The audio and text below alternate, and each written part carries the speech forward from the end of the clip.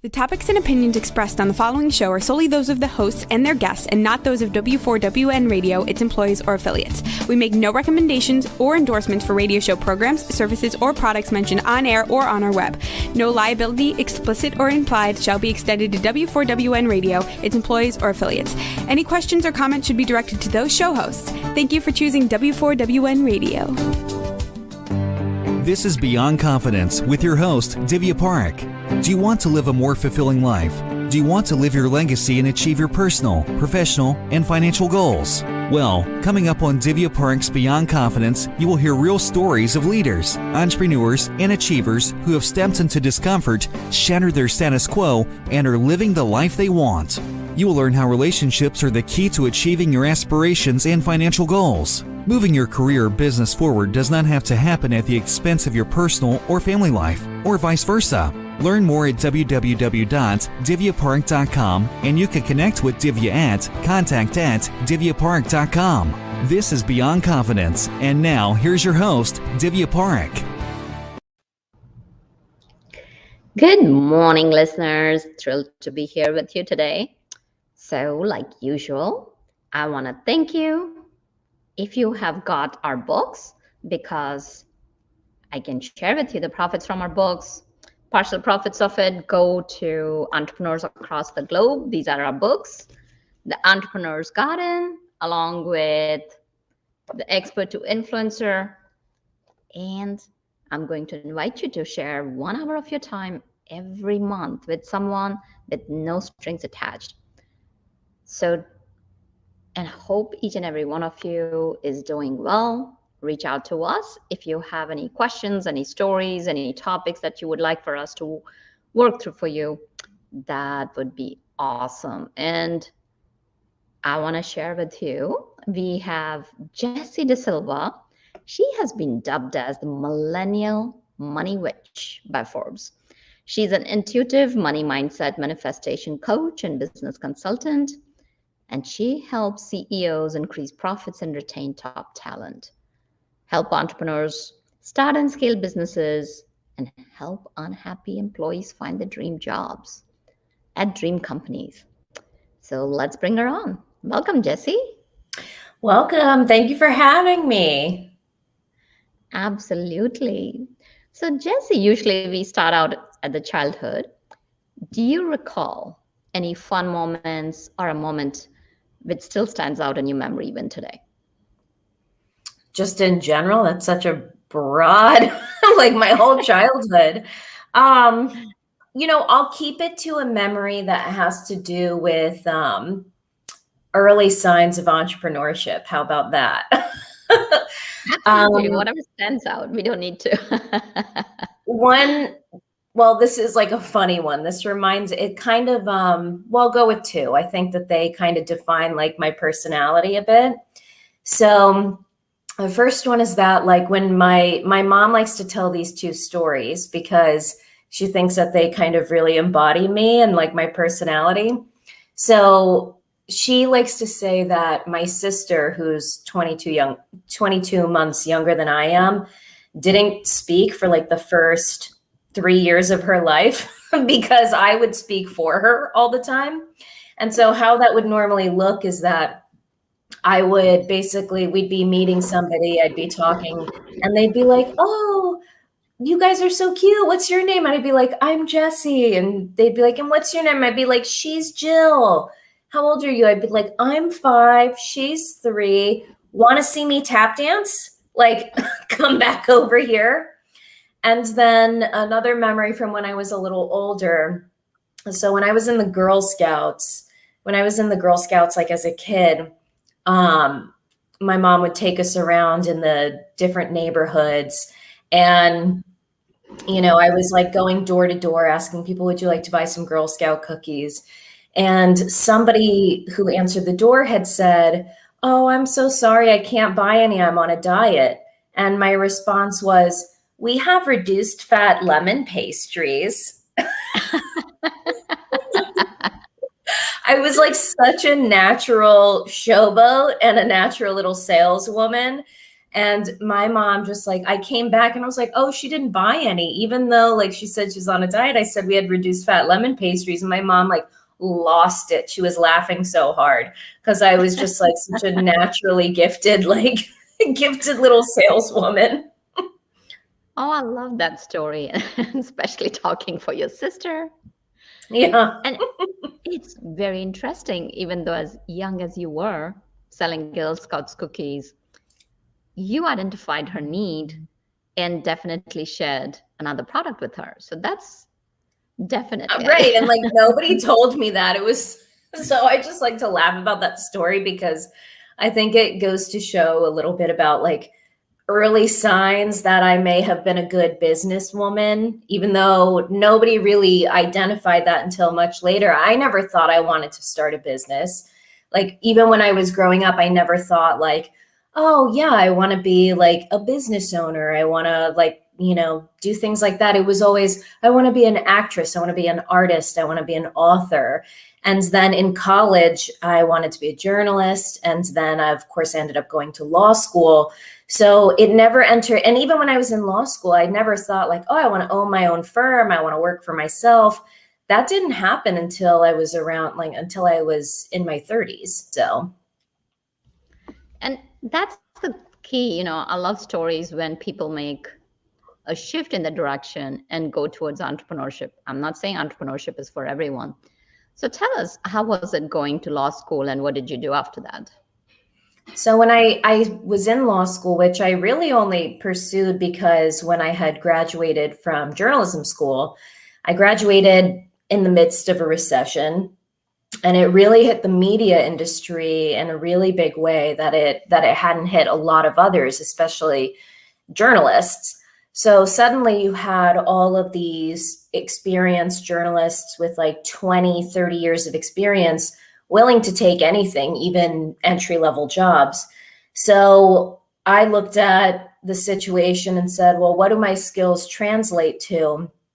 Okay, well, I'm like really good at research, writing, speaking, things like that. So I decided to go to law school. And I loved being in law school. I think I'm the only person who's ever said that.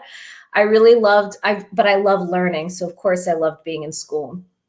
And when I graduated, you know, I had a legal job at a small firm with a solo practitioner. And then I wound up working for the state of Florida in criminal appeals.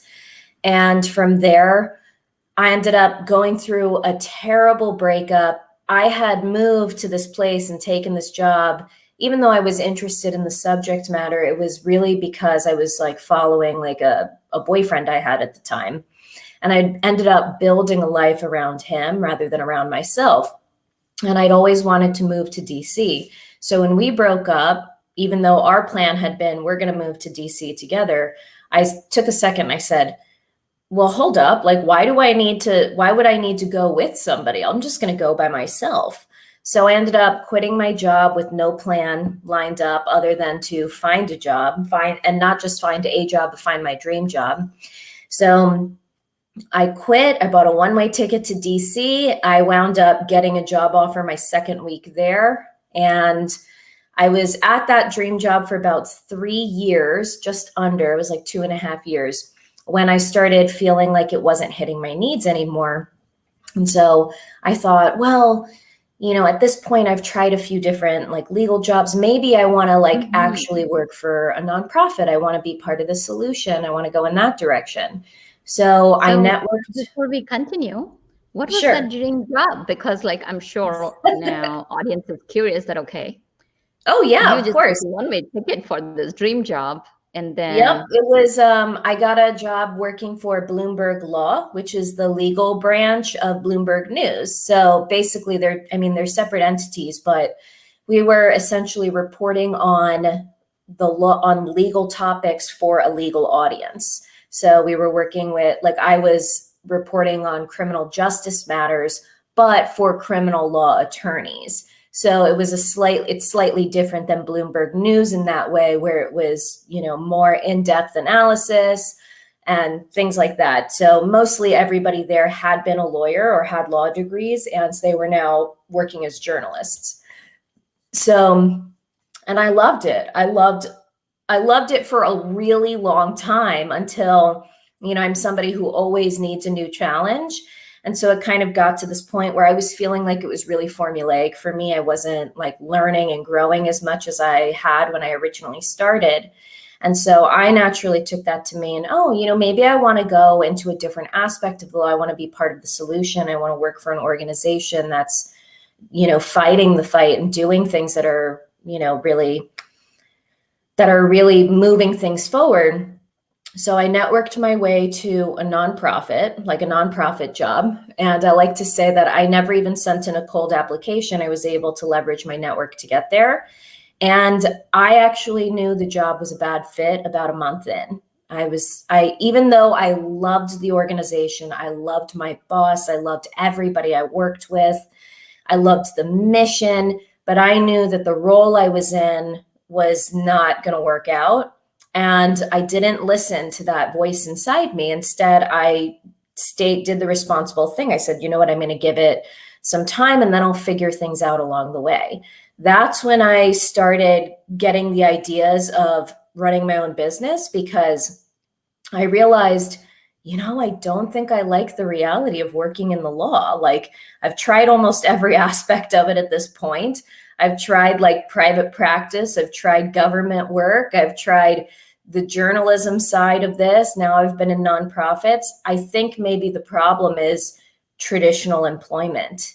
And at that point, I had dabbled in like network marketing, right? I had tried like doing, I had done the Beachbody like health coach thing. And I realized I loved coaching people, but not on their health. That was the thing. I didn't enjoy that aspect of it, but it was hitting a different side of me because I realized I was coaching my clients on a bunch of other things other than health. I was helping them with relationships and work and all of these things. So I decided, if I'm going to make a career change, again, like at this point, I'm not going to do it going in blind. So I tried it out, like general coaching, where I took on 2 free clients to see how it felt and what I really liked working with them on. And I took one who was like general life coaching. And the other one I did job hunt coaching, because I had come up with my own system by this point that I had taught plenty of friends and family on how to build their own network, like build a network with people at organizations and companies that they would have loved to have contacts with, and then using that to land jobs and negotiate salaries and all of these things, because I'm surprisingly an introvert.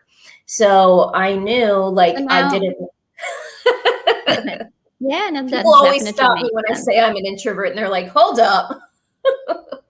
Yeah, it's so let's kind of dig a little bit deep there.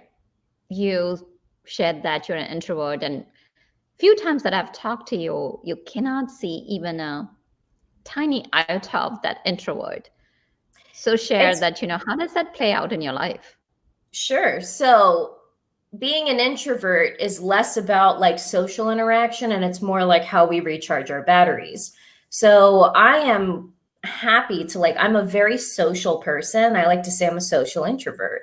So I'm happy to talk with people. I obviously work with a lot of clients. What happens though is first of all, crowds drain me, being out drains me. One-on-one, I'm okay with, but even at the end of the day, talking to a lot of people, I need time by myself to reset. That's how I recharge my batteries. So I like to joke that if I were to go to a party, if I go to a party or I travel, I need a break after that. I'll go to a party, I'll be the life of the party, I'll talk to everybody at that party, and then you won't see me for about 2 months because I need to basically take some time to myself. So how that had played out for me is that, I had known, I'd researched and read everywhere that there's this thing called the hidden job market. So they like to say that about 75% of the jobs that are available never get posted because they get filled by referral. And I knew that, especially in that last job hunt I was in. And I didn't know any networking skills outside of like go to networking events. And I never succeeded at those because I felt really uncomfortable. Like I didn't feel like my personality was going to be helpful for me in those situations because I say fuck a lot. Like, I'm very like open. I'm an oversharer. And I also just felt really awkward. I didn't know how to navigate a room. And the reality is that most people don't. So I had to figure out, well, if I'm going to network and I'm going to build this network for myself, I need to do it in a way that plays to my strengths. And where I really thrive is in one-on-one conversations. So, and in the written word. So I learned how to network using my email and meeting people one-on-one. My thought process was, if I could just get an interview, I can get the job. So I decided, well, I'm going to grow my network in a way that I'm essentially getting interviews before there's a job available. So when there is a job, I'm the first person they think of. So that was the mentality. And I took that and I taught that to a lot of friends, just who I had 2 friends move to DC, and actually like 3 friends. And I helped all 3 of them find jobs. And I had helped plenty of other people like navigate their careers in that way. And so I decided when I started this business, okay, what's something I can teach right now that I know I'm really good at, that I have a system I can teach? It's job hunting. And so I started out doing that. That definitely makes sense. That social introvert, and that's a very interesting way to look at yourself, that it's okay to be social, but then again, where are those parameters? And if you use it and leverage it in a, like you mentioned, play to your strengths, you can still thrive. So because what happens is that so many times people will label themselves as introvert and not go for jobs they could still excel at. And if I'm an introvert, I don't fit for this. So what would you tell them?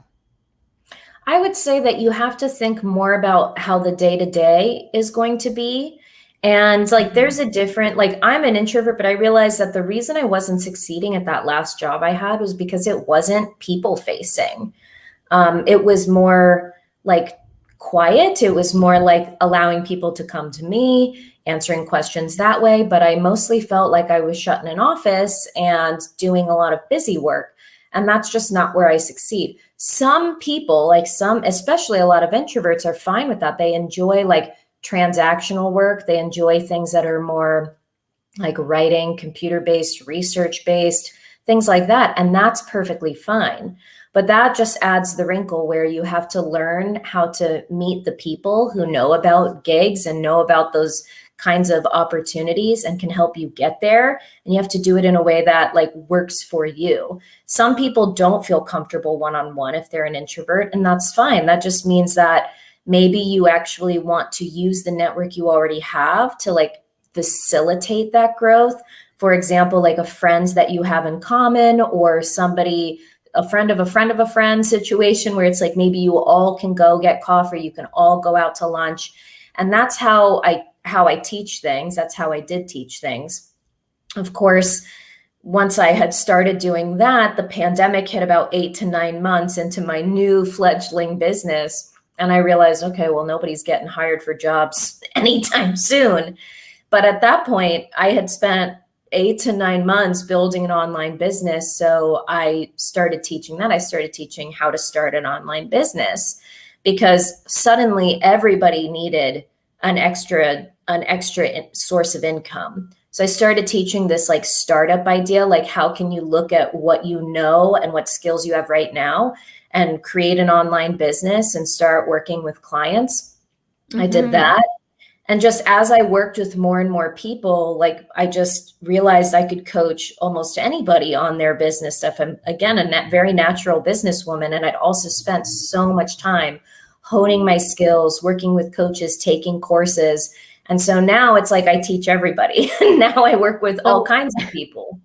Right. So basically, like if you were to go back to the message to the people, is that it's important to see what your strengths are, if I were to summarize it, and see what other directions you can take, and especially one thing that pandemic has taught us is to be adaptable, is to be flexible, because if you don't go with the flow, then you are probably going to remain stuck. Is finding things, as you mentioned, that you had a fledgling of a business and you pivoted, and which is important.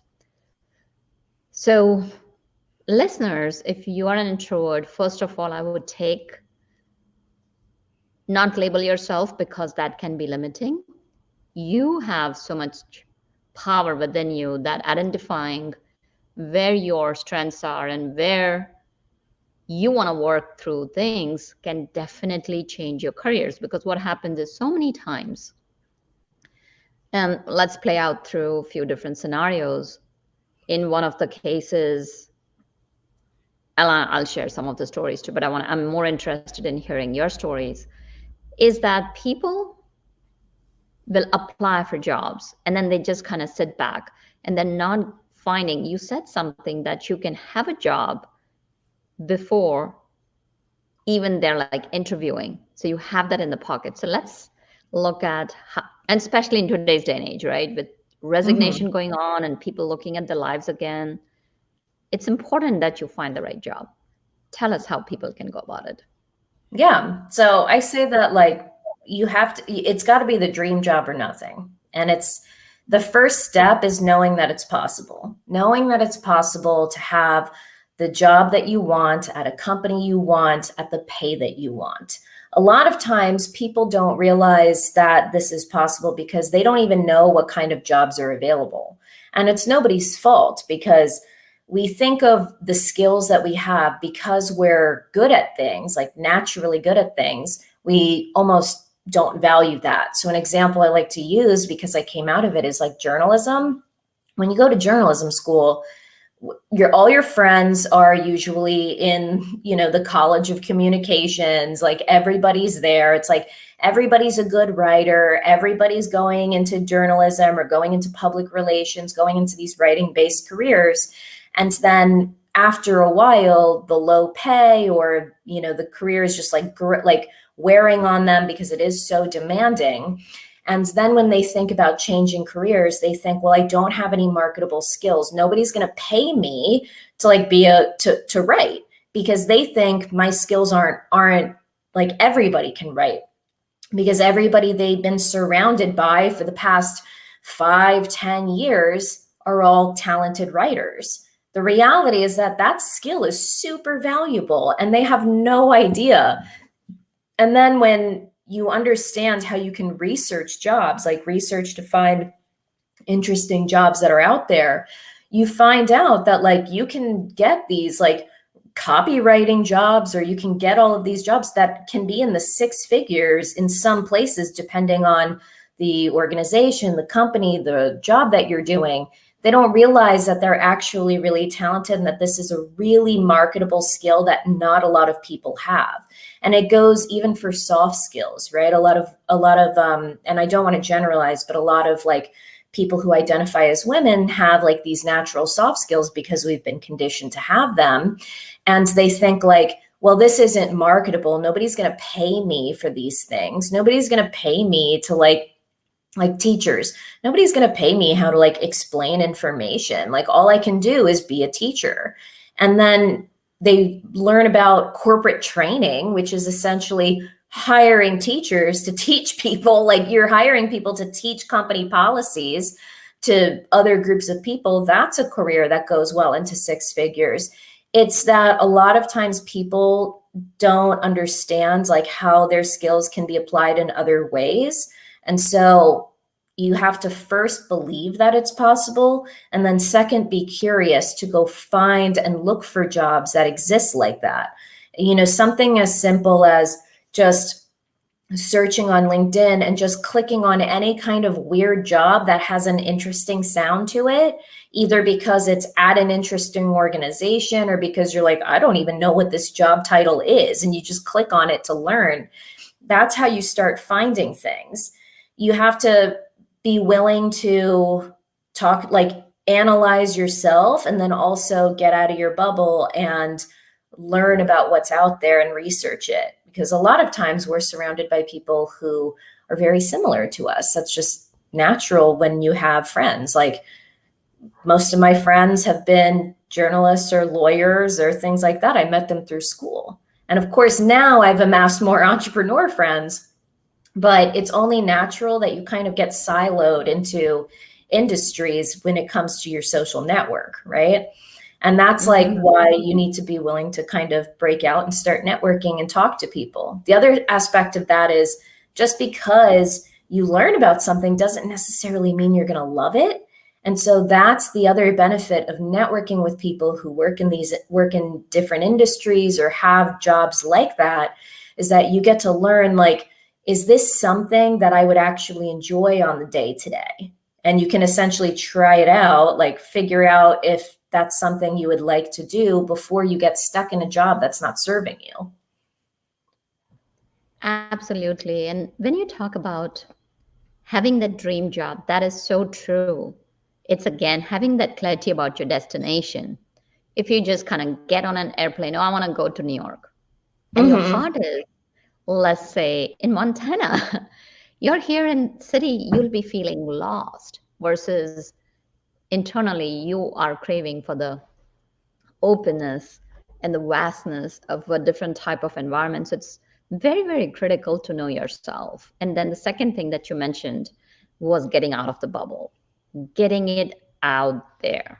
Because if you want your dream job, it's so important to do the work.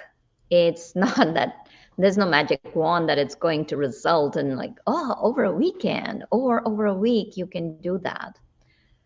So let's say now somebody gets out, they will go, they find their dream job, they apply for it. So how can they get into the good books where they're able to get the job? I'm assuming you are probably going to talk about networking with people already in the company. I actually don't recommend people apply for jobs in the beginning. I say for at least the first month, like, you shouldn't apply to anything unless, and I define it this way, unless you would like consider pulling off one of your fingernails, being like, well, yeah, it would hurt for a while, but like, then I'd have this dream job and that would be cool. That would be good. That would last me longer. Like, unless it's at that level, I recommend that for at least the first 30 days of a job hunt, you don't bother applying to anything, because 75% of your job hunt should really be based in networking. 25% should be in the job application process. So let's say somebody sees a job that they're like, oh my God, that's really great. Like, that sounds like it would be really cool, but I don't want to pull off one of my fingernails for it because I'm not like 100%, right? I would say, like, yeah, you're going to want to try and network with somebody who's at the company. And how I like to explain it is, like, you want to go for somebody who, is not so senior that they're not going to see your email unless you're at that level where you're already have like a VP title behind you where you would be talking to those people. Like, you want to go for somebody who's at the level where they may be in the interview room, even if, or like talking to somebody who would be doing the hiring. You want them more at that level rather than someone who's a little junior or who's too senior. You want someone in that like middle section. And really, like, you want to look for anything that you have in common, whether it's like a similar career trajectory, or you both have, like, maybe you were in the same like honor society in college, or maybe you went to the same college or something. Like, anything you can find that you have in common. And like, if they've got like public social media things out there, it's like they've put it out there. So it's fine for you to say, oh, I actually like came across your name. I did a quick search and saw you over here. And I saw that you like rock climbing. And I just, it's you want to find some kind of connection with them. I mean, more often than not, it's going to be something that's more professional rather than like personal. And you just send them an email to say, like, hi, I came across your name when I was researching this kind of industry or company or whatever. I hope you don't mind that I reached out. I noticed that thing we have in common. Here's a little bit about me. I was wondering if I could talk to you for 10 to 15 minutes. Like, in the age of like still pandemic times, you can always offer like a quick 10 to 15 minute video call. I like to say, if you can go for the video call, do it, because if they can see that you're poised and put together, that goes a long way. But like, nothing wrong with a phone call. If they're local, ask if you can buy them coffee. Like a $4 cup of coffee will pay for itself thousands of times over if that winds up leading to a job. But the main thing I say is, never use the J word, never use the word job, because as soon as people hear the word job, if they don't immediately know of one, walls go up. They feel like they can't be helpful. So instead, I like to say, use the phrase, rather, I'm this and I'm looking to transition into blank. And then ask for advice and contacts. Advice and contacts are the best things you can get, because that's how you find out the tea on like this new industry, new job, whatever it is. So for example, that last job hunt that I did, where I was saying, I want to work at a nonprofit, I want to be part of the solution. One of the people I spoke to ended up telling me about how, like, she was like, whatever you do, don't go work for a death penalty organization, because there's so little funding. She's like, there's so little funding, so it's really competitive and everybody's really catty and backstabby because of that. Like there's so little resources that it's kind of created this really competitive culture. And I was like, woof, that's not my jam. Like, no, I don't want that. So she ended up saving me a ton of time, because I would see jobs at those organizations, or I thought I would want to work at those. It'd save me a bunch of time because I took them all off my list. So I was like, that's not the environment I would thrive in. So I'm not going to do that. So advice and contacts, always the best thing you can do, because the people who are working in the industry, they'll know the best places to go. And like, just keeping in mind, like, if you're doing a job hunt or you've done a bajillion job hunts and you feel like, it's not really the job, it's more like the traditional 9-to-5 thing. Like, I guarantee you, no matter what your background is, no matter what your skill set is, you have a business that you can start, and you can start it most likely without going back to school. That's everybody's biggest concern. I'm going to have to invest a lot of money in certifications or this or that, or I'm going to have to like go back to school. No, I promise you that like you could start something without worrying about that. Yeah, I'm loving this. You have dropped so many nuggets. It brings us back to the human connection. Because what social media has done, it has made everything so sterile that you don't get to know a person. And what you're doing is you're taking the time, asking for that person's advice and context, and there's no way you're telling them, hey, now we met, go, can you apply for me? So rather than doing that, first of all, you are making sure that this is the job you want to go for. And the story that you shared is so powerful that it told you that this industry, that okay, nonprofit is there, but that particular segment in nonprofit industry is not for you. So research, and as they say, it's 80% preparation and 20% implementation. Right. So now let's say people have connected, made good contacts, and now they're there for the negotiation for their salary. Because what happens is there are 3 or 4 things that happen. Sometimes a lot of people want to take the job because they're attracted towards it, and they get put in at a level that they don't deserve. And like once you're in the job, it's very high to go and negotiate. Oh, can you please raise my level? I did not come in right. Now I'm inside the company. I'm seeing that people with less skills than myself, people with less experience at a higher level.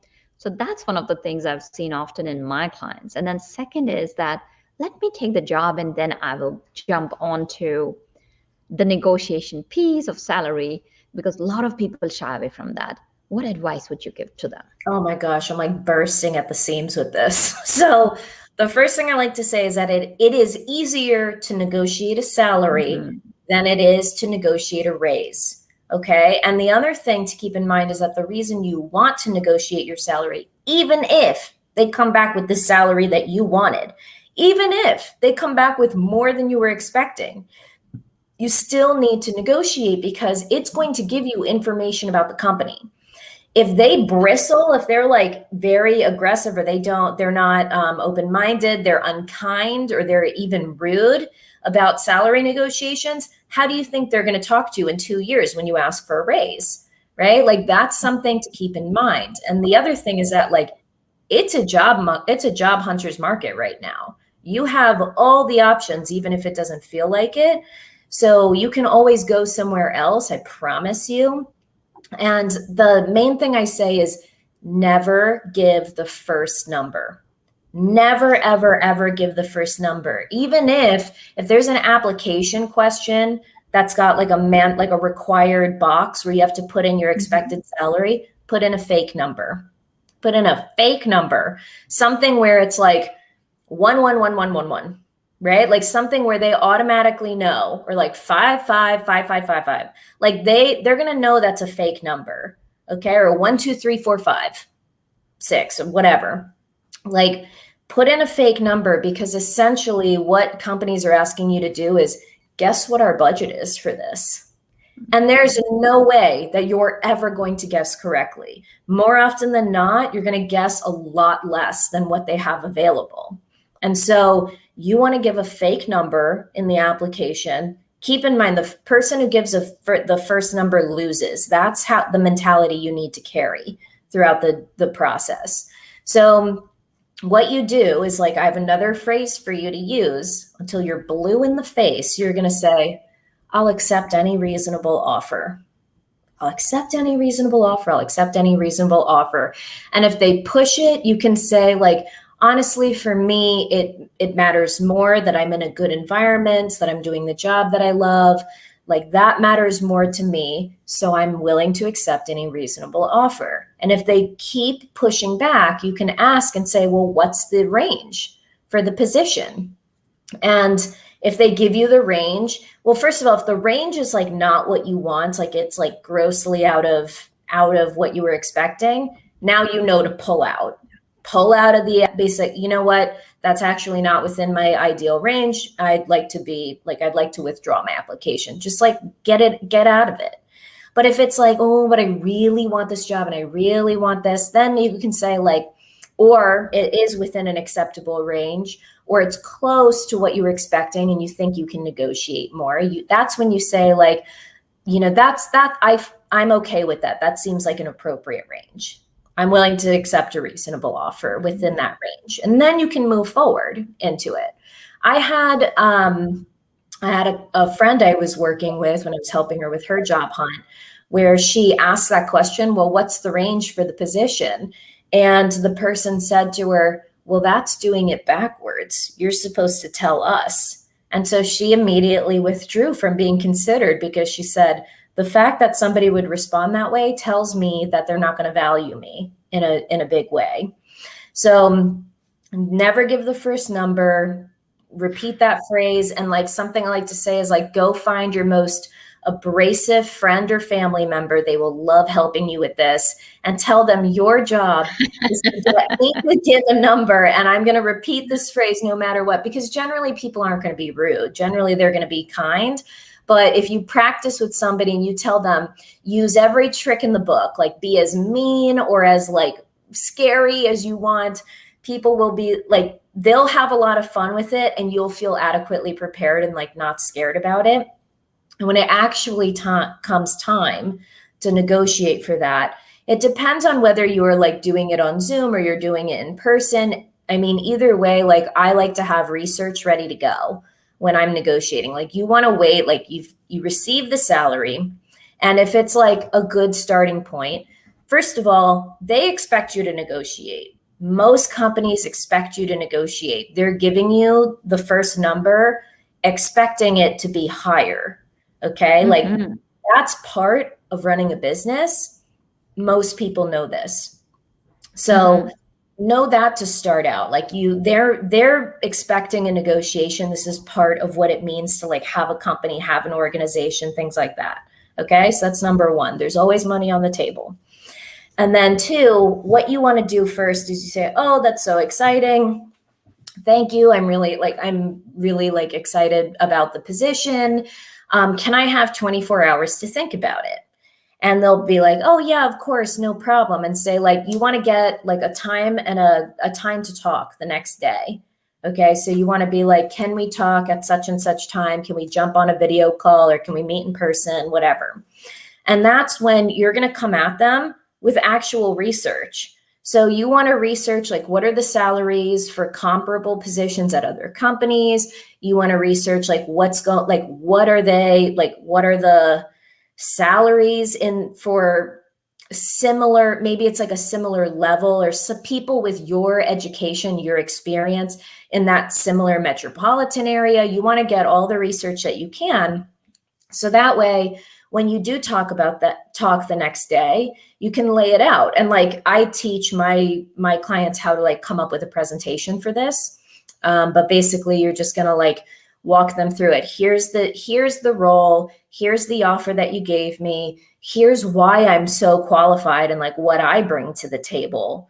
And then here's the research that I came up with. Like, here's the research I found for similar roles at competing companies, for similar roles in other metropolitan areas, for people who have my educational background. And that's when you say, like at the end, so based on all this research I had done, I was expecting an offer in the range of blank. And blank is going to be $10,000 over what you feel comfortable asking for. Because I always say, like, you're always going to lowball yourself because there's always that nervousness there. And this has worked for like this works for everybody, all my clients that I've worked with. But I've done this with my sister did this when she had done this. She wound up, first of all, she got a response from the person who said, oh my God, I've been trying to get people with this job title that we offered you. I've been trying to get everybody a raise for years. Can I have this research to take to HR, like to take to the higher ups and show them that we need to like give everybody raises, which is like the best case scenario, right? And she wasn't actually expecting that. So not only did they come back with a higher offer, she said, okay, the highest I can go is this, but I'm taking this research because I'm going to try and get you to like what you deserve, because everybody is overdue for a raise. And this research you did is really going to help me. And I just found out yesterday, my sister finally got bumped up. So the offer she had originally gotten was 92. She negotiated, they brought her up to 98, and it has bonuses, which would put her into six figures. And then yesterday she found out that her supervisor finally got the raise across the board for everybody, and she got bumped up to 116. And it's like, that only happened because she did the research. I had another client do this actually more recently, where it was for a role, internal promotion. And she came back with research from their competitors because she had a friend who worked for one of their competitors who shared salary information. And so she shared it with them, and she had decided like, my minimum for doing this job would need to be 75. I don't want to do it for a penny less than 75. It's a bare minimum. So she came back and she negotiated for higher than that, but they felt like they came down and they said, okay, well, the most we can come up is 75. And she said, okay, I'll take that. I'm happy to do it. And it ended up being a $20,000 raise, just from an internal promotion. And then I had another client who did this, who got she was expecting, had been making about like 60,000 for about like 7 years. So powerful. Yeah. And she was expecting to like get bumped up to like maybe 80 or 90. Like, she wasn't expecting something huge. They came back with an offer of 110. And she was like, oh my God. She was like, oh my God, this is massive. And she didn't even, and she was like, but she was like, she remembered what I said. And so she negotiated anyway. And so she was like, well, rather than doing the whole formal long thing, she just said, okay, 110. She was like, I was kind of hoping for 120. Any chance that you guys can come up? And they met it. So she got an extra $10,000, when she was totally happy. Yeah, it's a matter of asking, and people are getting, and you are getting phenomenal results. And I've seen that with several of my clients, because especially women tend not to ask, whether it's entrepreneurial or corporate. So you have dropped so many wonderful nuggets. We appreciate it, and I'm sure our listeners are enjoying it. So share with us. Sounds like, you have two arms to the business. One is helping corporate people and one is helping online business. Where can people find you? And if you have anything to offer to our audience. Sure. So I have two groups that people can find based on like the two branches that they're in. So if you are an entrepreneur, I have a group that you can see right here called 5-Figure Launch Queens.